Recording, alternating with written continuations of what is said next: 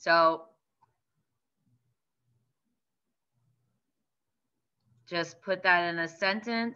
So Jaylee, if you can't find the magazine, you got to find it online.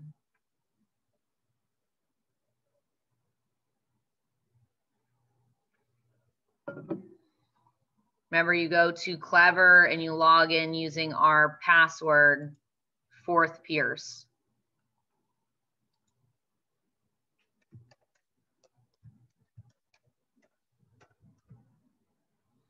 Oops.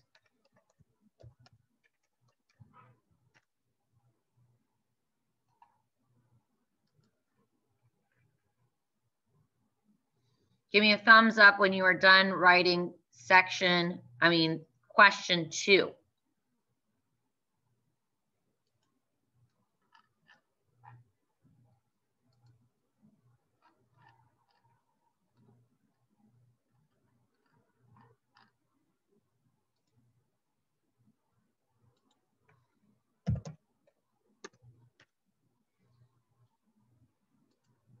Great.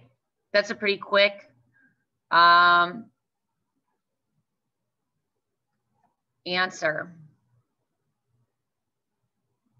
Okay, and then question 3 is another before text, before we read it.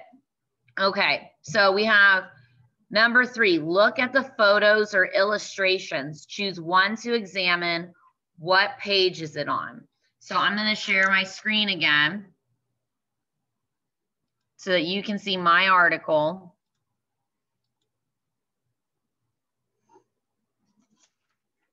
I'm not going to really count this one as an illustration or picture. I suppose you could, but there's not a lot going on in it. It's just a boy excited about chips. So really what I'm looking for is maybe this about these chips, or you could choose this guy up here. Let's do the chips right here. So on page 12, if I go to my document, it says what page is it on? And right next to the question, I write page 12. What does the picture show? I'll go to my answer sheet in a moment, but what does this picture literally show? If you can see on my screen, what is it showing? Eliza. Green tea Kit Kat. What was that? I can't hear you, Eliza. Look at the picture, Eliza. What is that showing? It's showing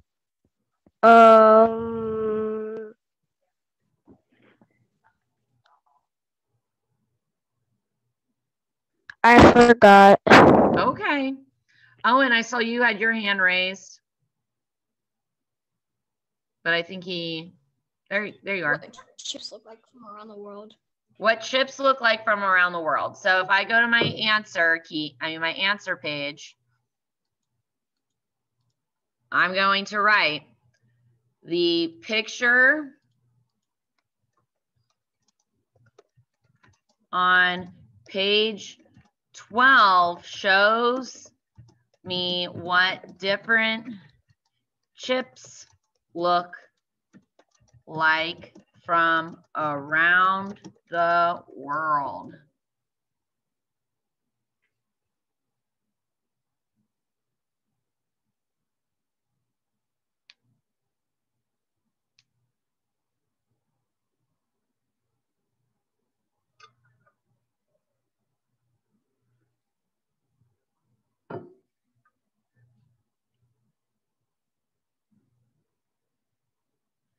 The picture on page 12 shows me what different chips look like from around the world. Give me a thumbs up when you have that typed so that we can move on to the second part of the question, which is what do I learn from the picture and the caption? Can you also do the picture of the man on page Yeah, you could do the 17? picture of the man if you want to. You don't have to do this one. This is just my example. And if you wanted to copy my answer, or our answer, I should say.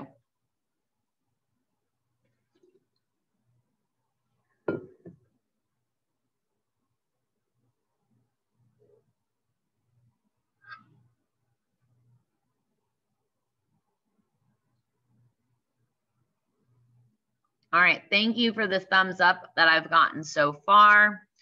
What do I learn from this picture and caption? So again, I'm working with the chips on page 12. If I look at those chips on page 12, it says, yum, around the world. To appeal to the tastes of other cultures, snack companies often have to tweak their recipes.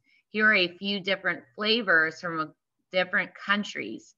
Japan, we have a green tea Kit Kat. In Japan, where green tea is a traditional drink, this tea flavored candy bar becomes a hit.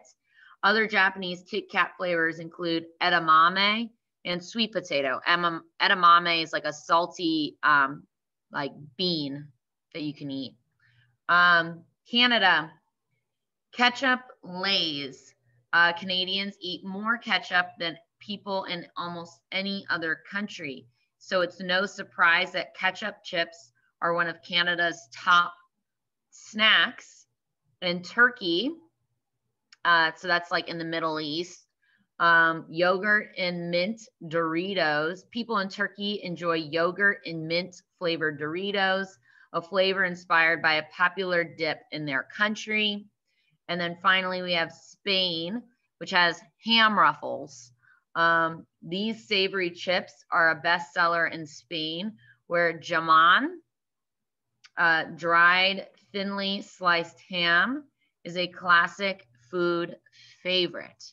So we have some different chips and all these different strange flavors. So my answer for number 3, the second part of number 3, might be more like, what do you learn from this picture and caption? I learned that countries around the world have different flavors of snacks based on popular food in their country. Oops, I spelled country wrong. I learned that countries around the world have different flavors of snacks based on popular food in their country, because like they said, ketchup is a super popular condiment in Canada. So obviously they would have ketchup flavored Lay's. If they had our kind of flavors, people love cheese in America. People love ranch in America. That's why you have things like ranch flavored Dorito chips, cheese flavored Dorito chips, all these strange flavors, like even pickled potato chips. People love pickles, so they come out with pickled flavored potato chips. I love those chips. They're great. But like I said, lots of different options. And salt and vinegar chips. Salt and vinegar chips are also one of my favorites. Give me a thumbs up. Chips. Yeah. Give me a thumbs up when you have all of your stuff ready. I'm going to take a look in a moment at the second slide. We're going to do a first read of our article.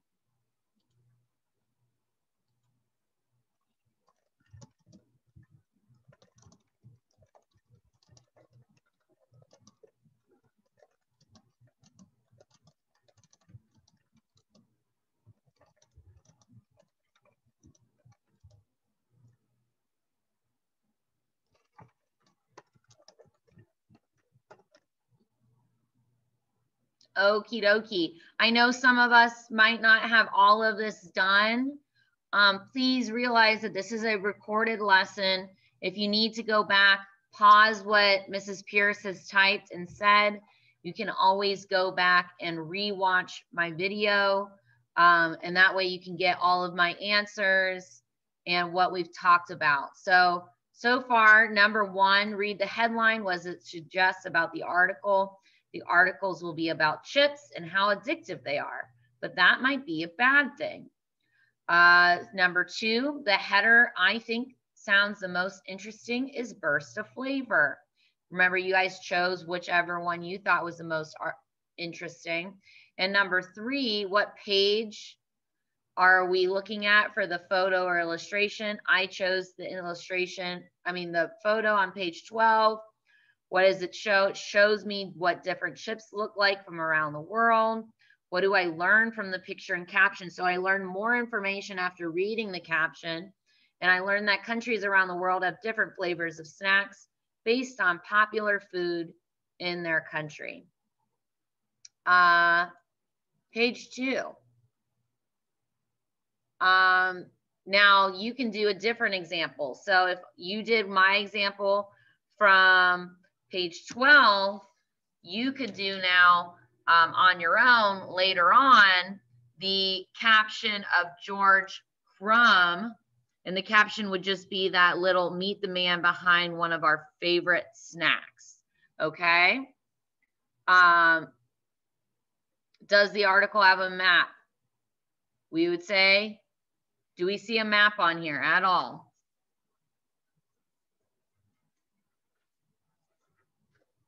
Do I see a map?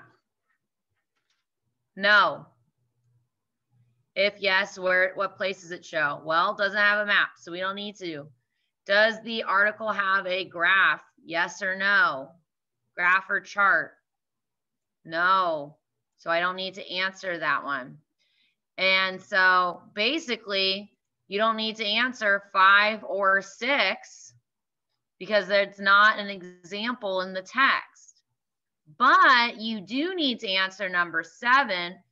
Based on the text features, what do you think you will learn about in this article? I'm going to give you a moment. You're going to have to do number 4 on your own later on.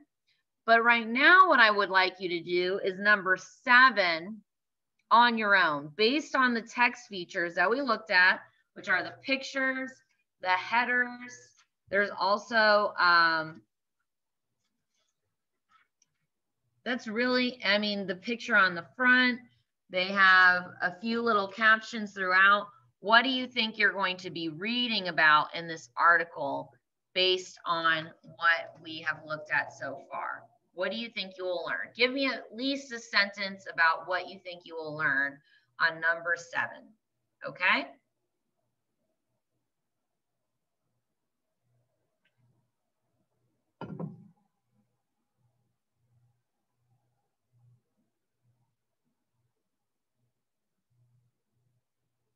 Scotty?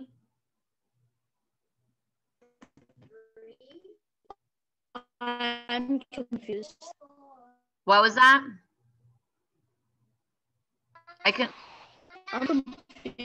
confused. You're confused? So which part? So I can help you. Like all of it. Like I don't really understand it. On number 7? Scotty, on number 7? Yeah. So based on what we've looked at, we haven't read anything at all. Based on what you can see in the pictures, based on those headers from fresh to tasteless, slimy pink blob, burst of flavor, this picture with the Japan, Canada, Turkey, Spain, different types of chips and snacks, and looking at Love at First Crunch, we see this guy who made one of the favorite snacks, and we have a title, Crunch Craving. What do we think we're going to be reading about? Give me one sentence. What do you think we're going to be reading about in the article? on number 7. Hank. Thank you. I think that I will learn is about chips and how they were made. Oh, so you think you'll learn about how chips were named? I like it. Olive, what do you think you're going to learn about? I think I'm going to learn about where they started and who invented them and how the idea came. Okay, I like it. Who invented it, how it started, how it came to be. I like it. Just jot down a quick sentence. What do you think you will learn?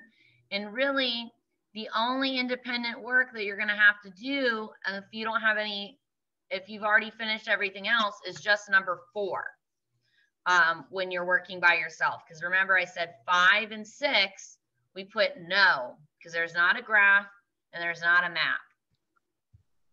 Charlotte, I saw you had your hand raised. Do you need something? I was gonna raise my hand to tell you what you're gonna learn about my sentence. Okay. What do you think you're gonna learn? About how I did my yeah.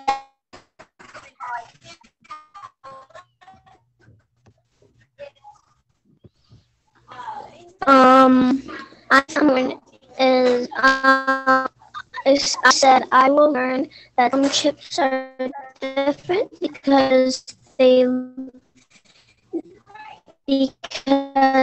like different tastes. Okay, that sounds good. All right, guys. And that some chips can look like green taste. I put that as an example. Okay. All right, guys, really quickly, I'm going to move on so we can listen to the story. I'm pulling up my teacher version of the article. I like to look at it in presentation mode.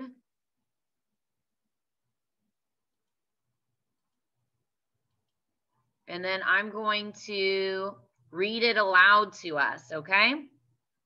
So I'm on page 10. If you have the physical copy, if you don't, open up your, you can open up your tab with the online version so that you can follow along, or you can just look at my screen as I read it. So we have the title, Are These Chips Too Delicious? Scientists know the secrets of making food taste great, but all this yumminess might be bad for our health. It's by Lauren Tarshis. So she wrote actually 2 of the articles in our StoryWorks this month. They work in secret labs. They do not speak of their research. What they learn can be worth millions of dollars. It can change lives. Are these scientists working on a cure for a disease? On a new weapon? Nope. Their work is right in front of you. It's in that fruit juice you're sipping and in those chips you're munching. These scientists are called flavorists. They work to make food taste great. They excel at concocting flavors you will love, from a lip-smacking berry for a sports drink to a mouth-watering chili cheese coating for a pretzel. Flavorists use thousands of chemicals, oils, and extracts. Some chemicals are natural. They come from plants and animal products. Others are synthetic, which remember it means fake or made up. Even a simple flavor like the strawberry taste of a milkshake may have 50 chemicals in it. From fresh to tasteless. Today's flavor industry got its start in the 1950s. At that time, eating habits in the US changed. It used to be that if you wanted some cookies, you had to bake them or go to the bakery. To get fruits or veggies, you had to grow them yourself or buy them from a nearby farm. But processed food changed all that. Food that has been processed has been frozen, canned, or treated with chemicals called preservatives. These chemicals keep food fresh for days or months on store shelves.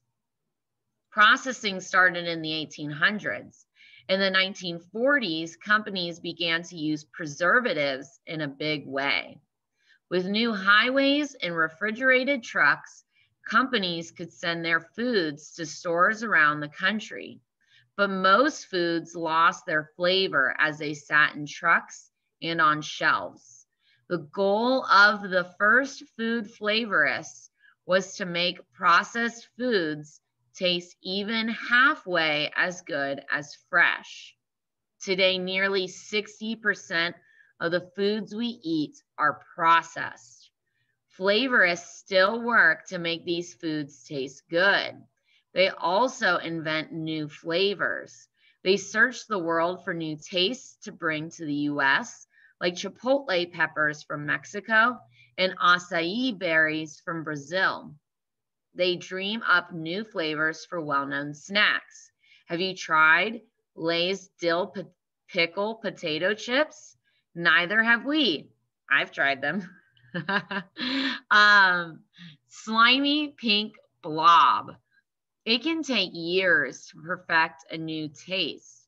A successful flavor, a tangy citrus for gum, a zesty spice for chips, can earn millions of dollars. No wonder flavor companies guard their formulas with such care. But what makes a flavor good? Why do we love some tastes and not others? Check out your tongue in a mirror. That slimy pink blob is a great flavor detecting tool. You have 10,000 taste buds on the insides of your cheeks and on your tongue. They can sense 5 different flavors. These flavors are sweet, sour, salty, bitter, and umami, which is a rich flavor like meat or cheese. Our power to sense flavors is a survival tool. Thousands of years ago, when people hunted and gathered food in the wild, a quick taste could tell them whether a food was edible or deadly. A bitter berry, it will kill you. That sour hunk of buffalo meat, bleh, it's rotten. Next page. Yet our tongues play only a small role in how we sense flavor. Ever wonder why food tastes bland when your nose is stuffed up? It's because your tongue is pretty lost without your nose. The tongue knows whether a food is sweet or bitter, but it takes both taste and smell to tell your brain whether that ice cream you're eating is chocolate or vanilla. Burst of flavor. Flavorists know how taste works, and food companies know which taste will sell best. How do they know? They spend big bucks to study us. They research our diets. They ask us questions. They chart our buying habits.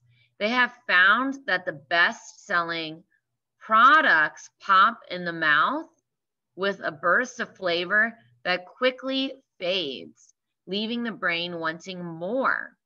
Food companies know how we like most foods. They know how crunchy we like our chips.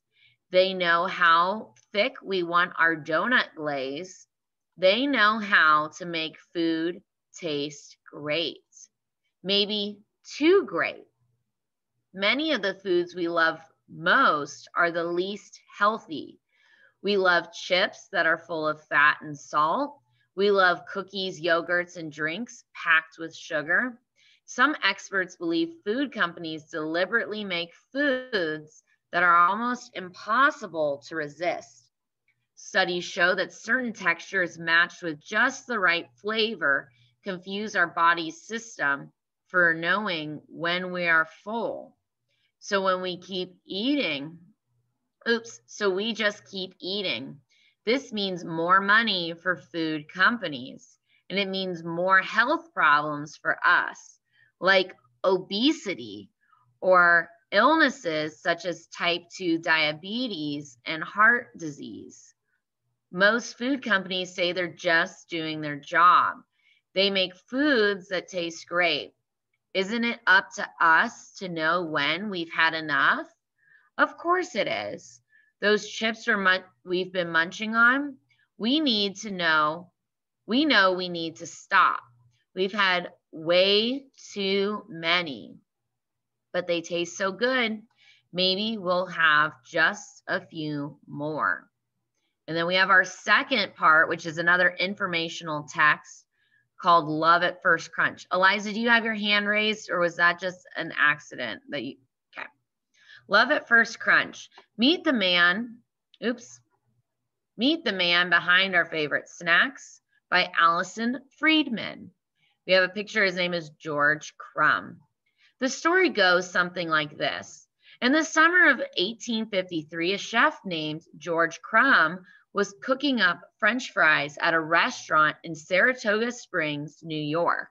A customer sent his fries back to the kitchen, complaining that they were too thick and soggy. Crumb decided to teach this picky customer a lesson. So he sliced up potatoes as thin as he could and fried them to a hard brown crisp. He was sure that they would be inedible. But something surprising happened. The customer didn't turn up his nose at these crunchy fried potatoes. In fact, he gobbled them up. He gobbled up the delicious new treat. Other diners began to ask for them too. Soon the restaurant was known for its famous Saratoga chips.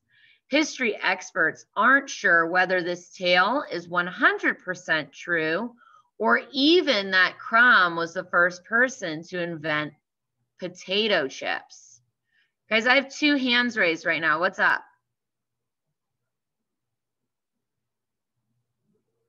Eliza, do you have a question, or can I finish the article?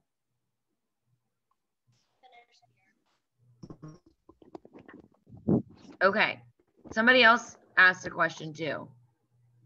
All right, it's just a really, rest of the article's really quick.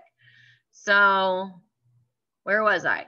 But he definitely helped make them more popular in the US. And more than 150 years later, potato chips are still one of America's favorite snacks. Crunch craving. It's not surprising that Crumb's creation became such a hit. Research shows that humans naturally crave noisy, crunchy foods. Why? Some scientists think it's because crunchy foods tend to be fresh. Think of that satisfying snap you hear when you bite into a stalk of celery or a crisp apple. The crunchiness of fruits and vegetables tell our early human ancestors that foods were fresh and healthy. And even though potato chips aren't very nutritious, they still appeal to our brain's built-in love of crunch. Today, food companies research and experiment to create the perfect crunchiness. They figured out exactly how much tooth pressure it should take to crush a chip. They've calculated how loud the sound is. It can reach 63 decibels, as loud as a washing machine. They've designed the bag to keep chips crispy for as long as possible. So the next time you tear into a bag of chips, you can think about the work that went into each crunch. In between noisy mouthfuls, you can thank George Crumb. So those are our 2 articles that we have. They are a paired text. What you will have to do when you are working independently is, like I said, you're just answering number 4 on the text features question. So you either said this one for number 3 or this one for number 3. You're just going to flip-flop and write about the other one for question 4. Now, Eliza, do you have a question?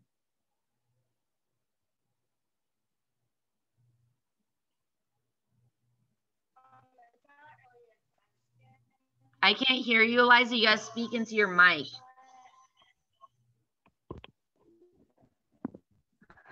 It's not really a question, but I was just, because like I was just eating croissants with cherry filling in it. Mm-hmm.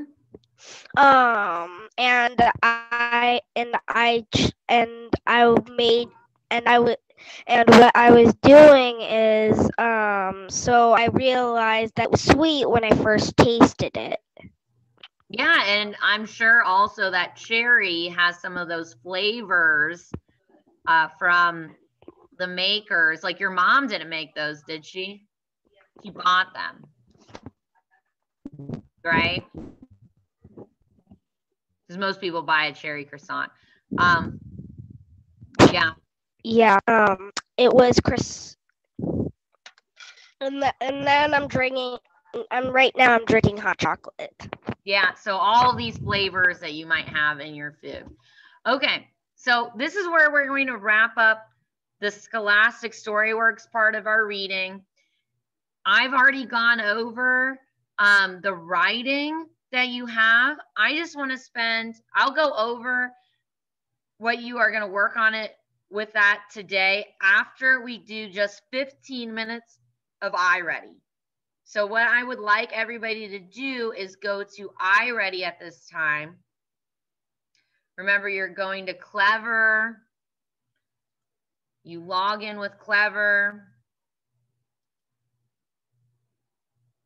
And you find iReady. I already see some of my friends. James is already at iReady. Kira's getting to Clever. Carter's getting to iReady.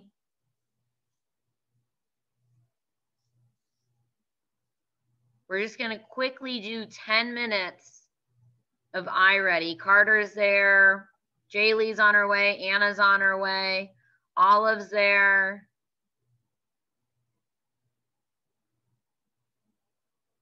I'm not starting my timer until I see everybody there.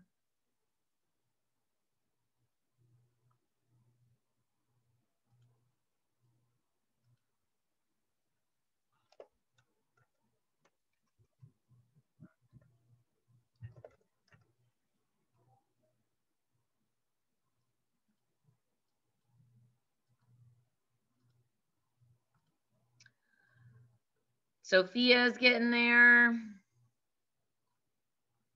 Liam is there. Lucas. Oh, he's with somebody else right now. Okay. Nuchen is there. Awesome. Thank you, everybody, for going to where I've asked you to go. I'm going to set up my timer right now for 15 minutes. Please work on iReady the entire 15 minutes. Carter, go ahead and click on that lesson.